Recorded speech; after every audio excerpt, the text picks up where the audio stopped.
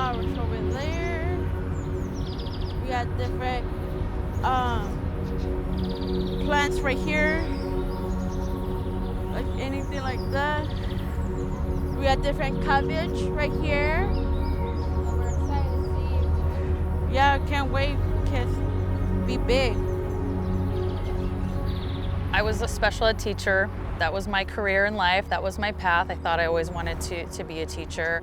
I worked in a middle school for about 10 years. I realized really quickly that once a lot of my students were leaving high school, if they weren't on a pathway for college, there really wasn't a lot of opportunities out there.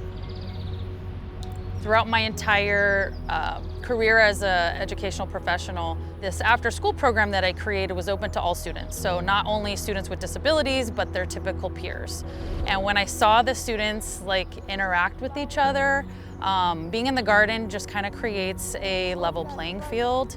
And seeing the kids literally fight over a salad really made me realize that there's way more that can come out of a program like this than being inside a classroom. So it inspired me to kind of think outside of the box, outside of being in a regular classroom and providing other skill sets in a different environment that they normally wouldn't have access to.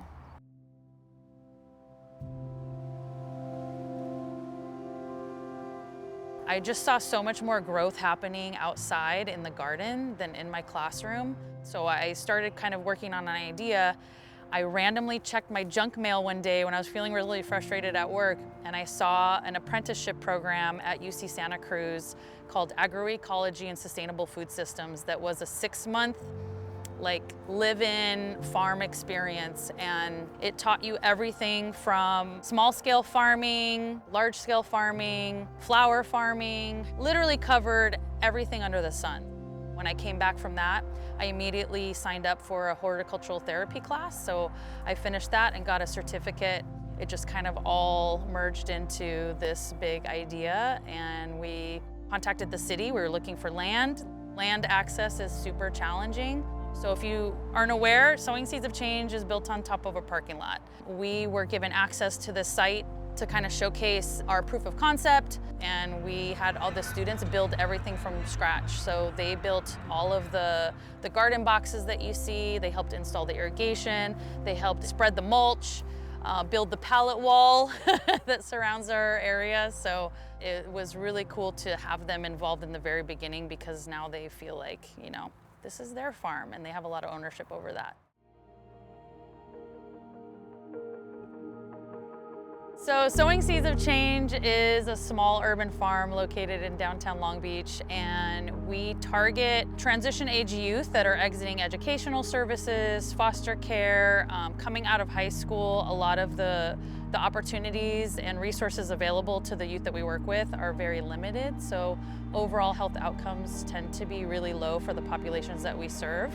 So we focus on educating the youth in sustainable agriculture, we focus on leadership development, and we do a lot of community engagement. So that means that we are growing food for the community. The youth get a chance to have a face-to-face with some of their community members and really showcase some of their abilities. I think a lot of the youth, if you talk to anybody with a disability, their entire life has been a struggle navigating systems that are basically built not to show success for them. So I think, looking at just the city and community as a whole, they're constantly overlooked. I think, just being more aware that, disability, it's not giving them an advantage if you're, providing support or additional resources. It's really what they need to just level the playing field. Looking at the individual and really getting to know what are they interested in, what are they passionate about, and focusing on that. I think that's what really sets us apart. Expect that they can do it, not assume that they can't.